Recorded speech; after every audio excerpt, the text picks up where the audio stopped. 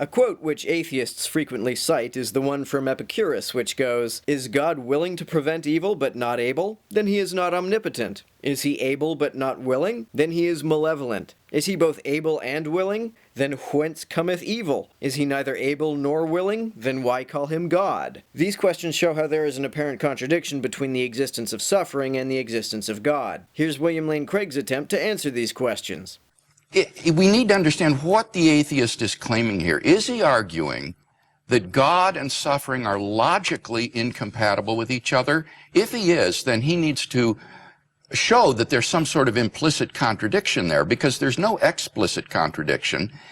And I would say that no atheist has ever been able to sustain that burden of proof, to show that there are necessarily true assumptions that would reveal some kind of a contradiction between God and the suffering and evil in the world. In fact, I think we can prove that they are compatible by just adding a third proposition, and that would be that God has morally sufficient reasons for permitting the evil and suffering in the world. The contradiction between Yahweh and the existence of suffering is that if Yahweh is omnipotent, then he can achieve any end without the need to introduce suffering. Apologists often reply that Yahweh's omnipotence does not give him the ability to do logically contradictory things. So if suffering is logically necessary to his ends, then the inability to achieve those ends without suffering does not mean he is not omnipotent. However, the only end which is logically impossible to achieve without suffering is suffering itself, or something which has suffering as part of its essence. If Yahweh is omnibenevolent, then suffering cannot be one of his ends. Therefore, since suffering exists, either Yahweh is not omnipotent or not omnibenevolent. Also, the idea that Yahweh has morally sufficient reasons which are hidden to us renders the claim that God is perfectly good completely non-falsifiable and meaningless in every practical sense. This idea allows apologists to wave away any counterexample of the goodness of Yahweh